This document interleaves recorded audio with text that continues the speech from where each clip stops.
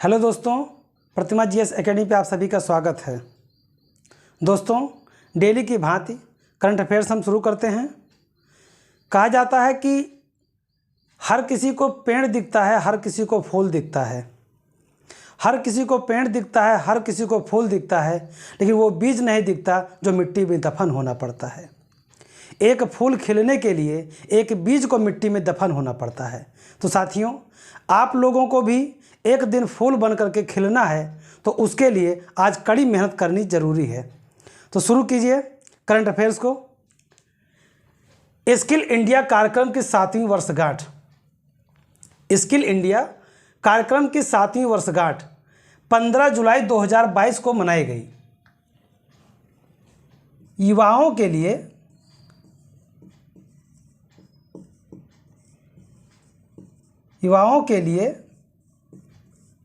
एक कौशलपूर्ण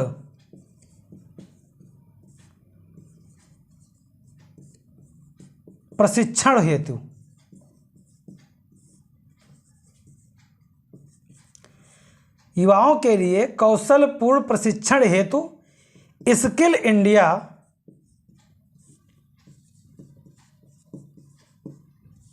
इंडिया कार्यक्रम शुरू किया गया था। स्किल इंडिया कार्यक्रम 2015 में शुरू किया गया था। माना जाता है कि 40 करोड़ युवाओं को टारगेट किया गया है प्रशिक्षण देने के लिए,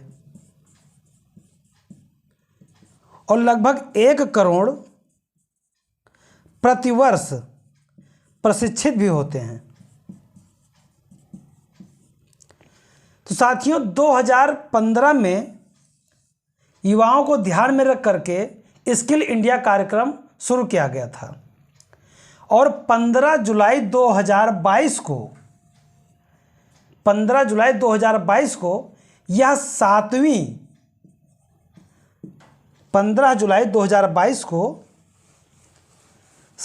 वर्षगांठ मनाई जाएगी या मनाई गई। 7वीं वर्षगांठ 15 जुलाई 2022 को मनाई गई। इस योजना को राष्ट्रीय कौशल विकास मिशन भी कहा जाता है। राष्ट्रीय कौशल विकास मिशन भी कहा जाता है। यानी अगर आता है प्रश्न में कि राष्ट्रीय कौशल विकास मिशन की शुरुआत कब किया गया था, तो साथियों 2015 ही बताना है। इसी की 7वीं वर्षगांठ मनाई गई है, जिसे स्किल इंडिया कार्यक्रम के रूप में भी जाना जाता है। इसका उद्देश्य है भारतीय युवाओं को उद्योग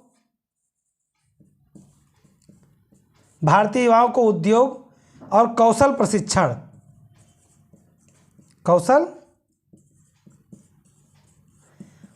को प्राप्त करने में सक्षम बनाना है। अगला पॉइंट है विश्व युवा कौशल दिवस। विश्व युवा कौशल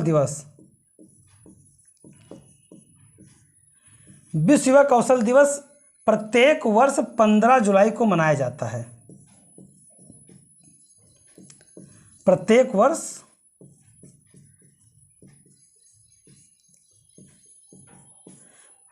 15 जुलाई को मनाया जाता है, और यह मनाया जाना प्रारंभ हुआ था संयुक्त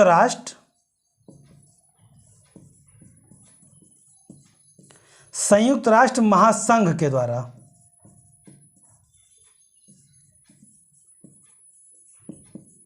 संयुक्त राष्ट्र महासंघ के द्वारा प्रारंभ किया गया था, और इसको जो घोषित किया गया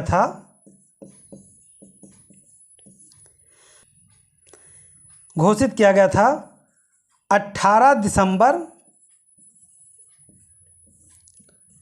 2014 को,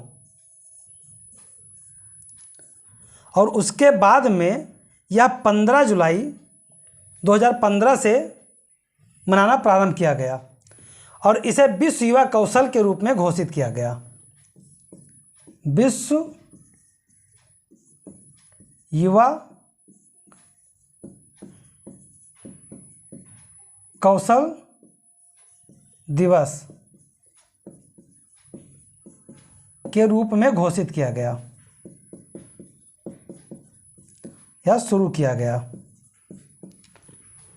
इसका जो उद्देश्य है कि युवाओं के लिए सामाजिक आर्थिक परिस्थितियों को प्राप्त करना, यानी बेहतर सामाजिक स्थिति को बनाना। जो युवा हैं वो अपना सामाजिक आधार कैसे बनाएं, यानी एक बेहतर सामाजिक आर्थिक परिस्थिति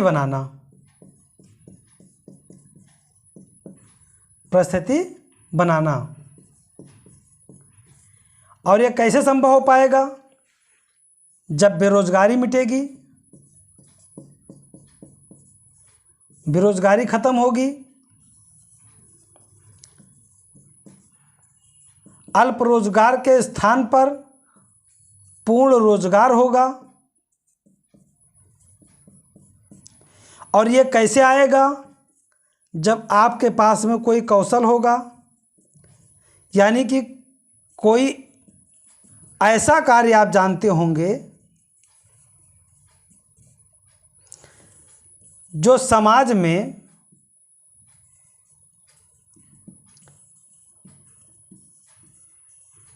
आवश्यकता रखती हो, यानी आपके जीविका के साधन बन सके और उन चुनौतियों को समाप्त किया जा सके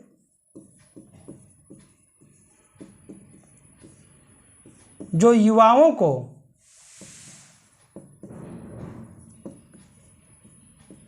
मानसिक रूप से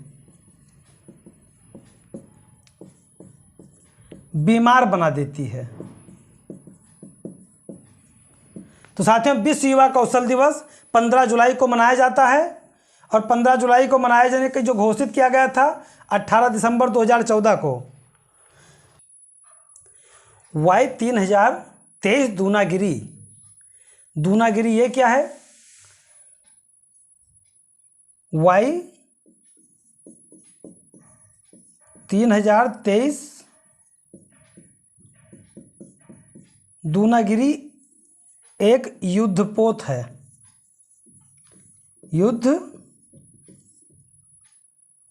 युद्धपोत है। यह प्रोजेक्ट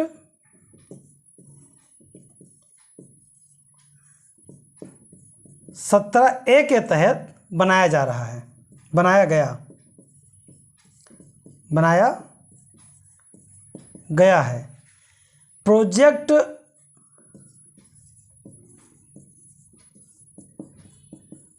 सत्रह ए के तहत बनाया जाने वाला यह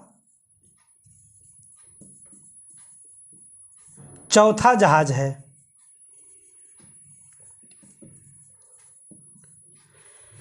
तो साथियों, अभी हाल ही में रक्षा मंत्री, हमारे रक्षा मंत्री कौन है? माननीय राजनाथ सिंह जी ने कलकत्ता के गार्डन रिच शिपयार्ड लिमिटेड में गार्डन रिच शिपयार्ड लिमिटेड के द्वारा बनाया गया यह युद्धपोत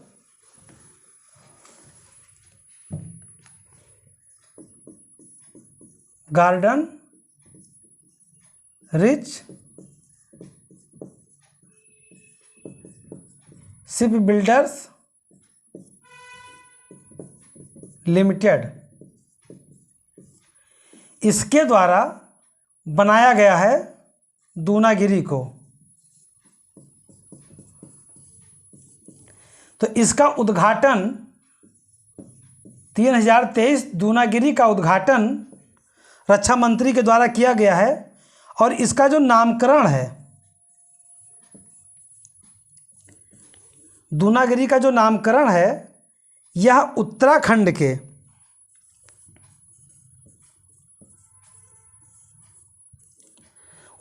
के एक पर्वत का नाम है,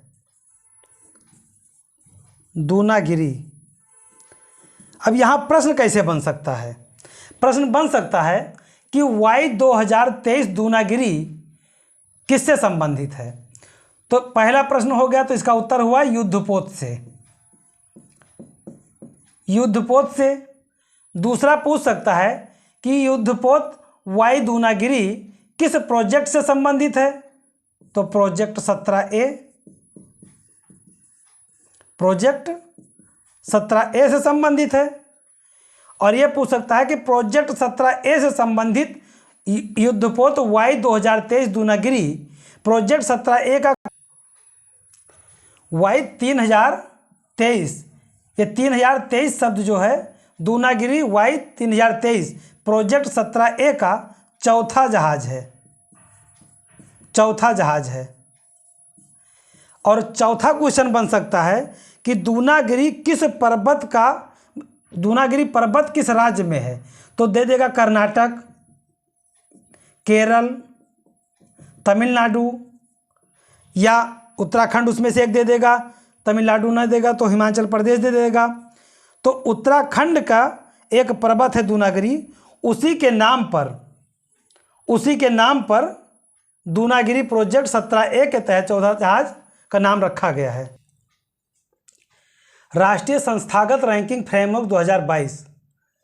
देखिए हमारे देश में यानी भारत में उच्च शिक्षा हेतु शिक्षा के मानक एवं उसके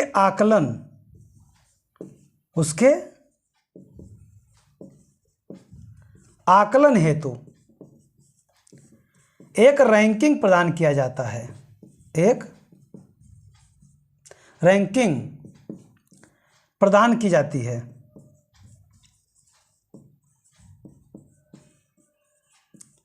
जाती है। या शिक्षा मंत्रालय के द्वारा प्रस्तुत किया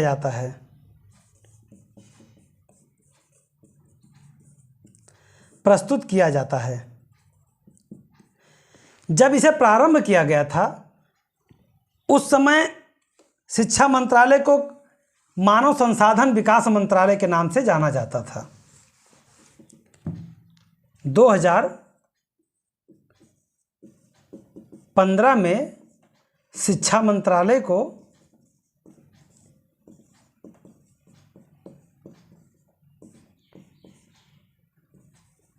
मानव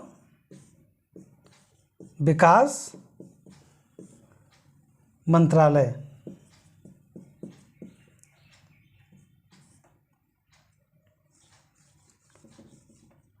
मानव संसाधन विकास मंत्रालय, वर्तमान में शिक्षा मंत्रालय। जब शुरू किया गया था, मानव संसाधन विकास मंत्रालय के द्वारा शुरू किया गया था, वर्तमान में शिक्षा मंत्रालय के नाम से जाना जाता है। यह 7वां संस्करण है। देश के जो उच्च संस्थान हैं जहाँ पे अनुसंधान होता हो, रिसर्च होता हो, जहाँ पे समावेशी समकक्षीय अनुभूति होती हो, और शिक्षण व्यवस्था कैसी है, शिक्षक कैसे हैं और वहाँ पे संसाधन कैसा है, ये 5 मानदंड जो हैं राष्ट्रीय संस्थागत रैंकिंग फ्रेमवर्क के लिए आवश्यक माने गए हैं। और 2015 में पहली बार प्रारंभ किया गया था। 7वां संस्करण है शिक्षा मंत्रालय के द्वारा प्रस्तुत किया गया है। शुरुआत में मानव संसाधन विकास मंत्रालय के द्वारा प्रस्तुत किया गया था। और जो 5 मानदंड हैं, इन 5 मानदंडों में शिक्षक का लेवल कैसा है, वो शिक्षा किस तरह से दे रहे हैं, वहाँ पे शिक्षा देने की जो संसाधन है वो कैसा है, संसाधन कैसा है, शिक्षण कैसा है, मतलब कैसा पढ़ाया जाता है, शिक्षक कैसे हैं, वहाँ पे रिसर्च कैसे होता है, यानी R&D, अनुसंधान और विकास से संबंधित जो कार्य हैं वो कैसे होते हैं, यानी अनुसंधान और व्यावसायिक अभ्यास, रिसर्च एंड डेवलपमेंट से संबंधित जो कार्य हैं वो कितना बेहतर किया जा रहा है, कितना बेहतर किया जा रहा है। वहाँ के जो स्नातक निकलते हैं, यानी जो ग्रेजुएट होते हैं, उनका परिणाम कैसा है, उनका परिणाम कैसा है, और वहाँ पे विकास समावेशी कैसा कार्य हो रहा है। स्नातक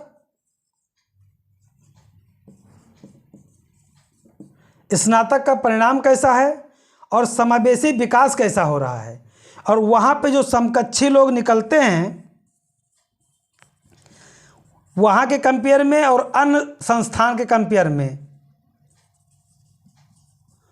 वो कितना बेहतर महसूस कर रहे हैं, बेहतर महसूस कर पा रहे हैं। तो ये 5 मानक राष्ट्रीय संस्थागत रैंकिंग फ्रेमवर्क के लिए आवश्यक माने गए हैं। अब इसमें समग्र रूप से हिंदुस्तान के मोस्ट जो 3 संस्थान शीर्ष हैं वो कौन कौन से हैं।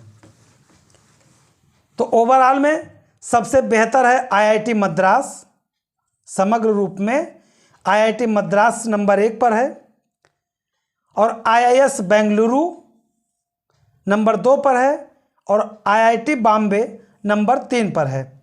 तो ये देश के शीर्ष 3 संस्थान हैं, शीर्ष 3 संस्थान।